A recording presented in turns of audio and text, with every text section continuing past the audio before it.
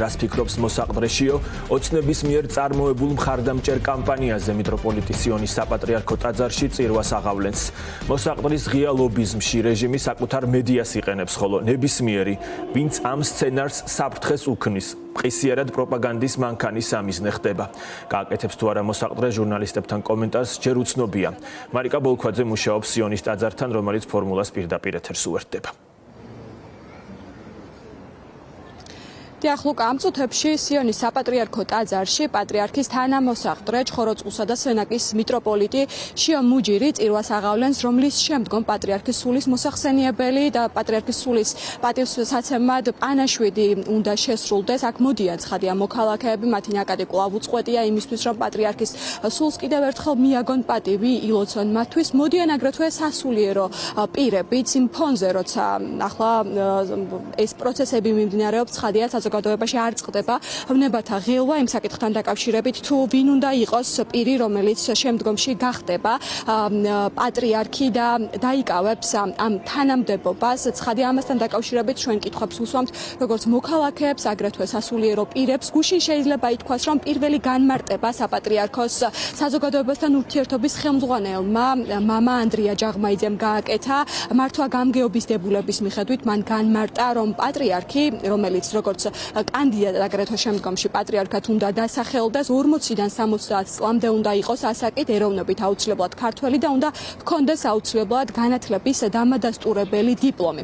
ამ განცხადებით თუ მივყვებით, შეიძლება ითქვას, რომ ორი ერთ-ერთი ყველაზე მაღალი თანამდებობის მღვდელმთავარი ვეღარ დასახელდებდა სავარაუდო კანდიდატად, პატრიარქობის კანდიდატად. ეს მღვდელმთავრები არიან მიტროპოლიტი დანიელი, რადგან ის უკვე 70 წლის არის და მალე 71-ის გახდება და აგრეთვე მიტროპოლიტი ისაია, რადგან ოფიციალური ბიოგრაფიის მიხედვით მას არ გააჩნია განათლების დამადასტურებელი დიპლომი, განსაკუთრებით თეოლოგიური მიმართულებით. რაც შეეხება აქ გაკეთებულ განცხადებას, ცხადია იმასთან დაკავშირებით, რომ ბოლო დღეებში სამთავრობო პროპაგანდისტული მედია საშუალებები განსაკუთრებით გააქტიურდნენ და ერთგვარი საარჩევნო კამპანიაც კი დაიწყეს მიტროპოლიტ შიოს სასარგებლოდ. ამასთან ერთად სამთავრობო პროპაგანდისტები პირდაპირ ეთერებში აცხადებენ და მოუწოდებენ სინოდის წევრებს, რომ ჩახსნან კანდიდატურები მიტროპოლიტ შიოს სასარგებლოდ. სწორია თუ არა ეს დამოკიდებულება და რამდენად არის ეს ზეწოლა. ამასთან დაკავშირებით ჩვენ ვსვამთ კითხვებს როგორც სასულიერო პირებთან, აგრეთვე მოქალაქეებთან.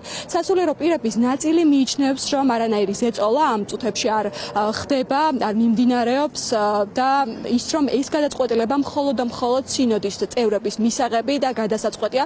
რაც შეეხება მოქალაქეების პოზიციას, ისინი მიიჩნევენ, რომ დაუშვებელია ახლა მსგავსი ტიპის განცხადებები და რომ ეს გადაწყვეტილება მხოლოდ და მხოლოდ სინოდის წევრებმა, უმაღლესმა მღვდელმთავრებმა უნდა მიიღონ.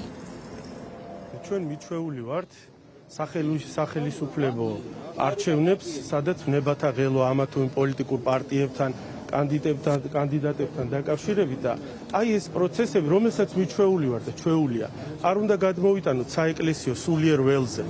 რადგან აი მაგალითად თქვენ ფიქრობთ, რომ სინოდი დაიწყება, რა თქმა უნდა, იხელმძღვანელება იმ დებულებით, რაც ეკლესიაში არსებობს, მაგრამ არავინ არ ფიქრობთ, რომ ეს სინოდი იწყება ლოცვით. არ იგრძნობა არაფერი გარე ჩარევა, აი ამ შფოთის, ჩვენი ადამიანური შფოთის გარდა არაფერი ნამდვილად არ იგრძნობა ეკლესიაში, რომ ვინმე რამეს ცდილობდა. შიგნით მიმდინარეობს პროცესები. მეუფეებს, რომ კანდიდატურები მოხსნან და გარკვეულწილად ეს ხომ არ არის ზეწოლა.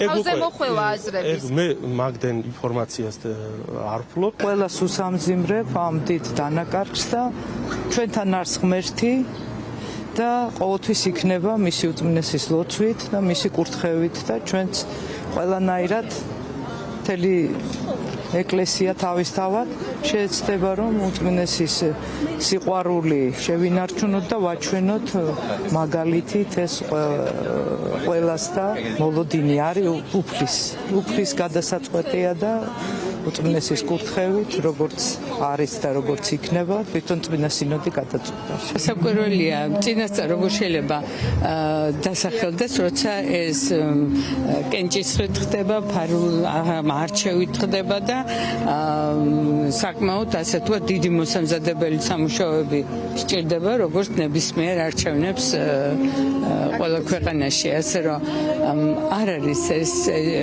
ჩემი როგორც ერთი რიგითი მოკვდავის განსახილველი საკითხი. ჩემი აზრით მსგავსი სიტუაცია უბრალოდ საეკლესიო თემას, როდესაც ეხება ის სიწმინდე შესანარჩუნებელი გვაქვს აუცილებლად. ჩემი პირადი აზრი არის მე უფეში ოზე როგორც გითხარით, რადგან უილიამ მეორემ, როდესაც ცოცხალი იყო, მაშინ დასვა თანამოსაყდრეთ და ამიტომ აქვს ეს აზრი და მსგავსი სიტუაცია ჩემი აზრით სრულიად მიუღებელი არის და ეს დამოკიდებულია ეს საეკლესიო ცხოვრებაში ჩარევა. ჩემი აზრით ჩარევა არის და ვფიქრობ ის სიწმინდე არ უნდა დაუკარგოთ ეკლესიას რაც გააჩნია. წმინდა სინოდის სხდომა სავარაუდოდ მალე ჩაინიშნება, გამოიკვეთება ის სამი კანდიდატი, რომელიც შემდგომში, მათგან ერთი კი შემდგომში პატრიარქი გახდება. ახლა მნიშვნელოვანია აგრეთვე სენაკისა და ჩხოროწყუს მიტროპოლიტის შიოს პოზიცია. საინტერესოა, რა განცხადებას გააკეთებს, ის გააკეთებს თუ არა განცხადებას დღეს საერთოდ მედიებთან. აქამდე მას ოფიციალური განცხადება ამ საკითხთან დაკავშირებით არ გაუკეთებია, როგორც გითხარით, ამ წუთებში ის სიონის საპატრიარქო ტაძარში წირვას აღავლენს, შემდგომში პატრიარქის სულის პატივსაცემად ანაშვიდს გადაიხდიან.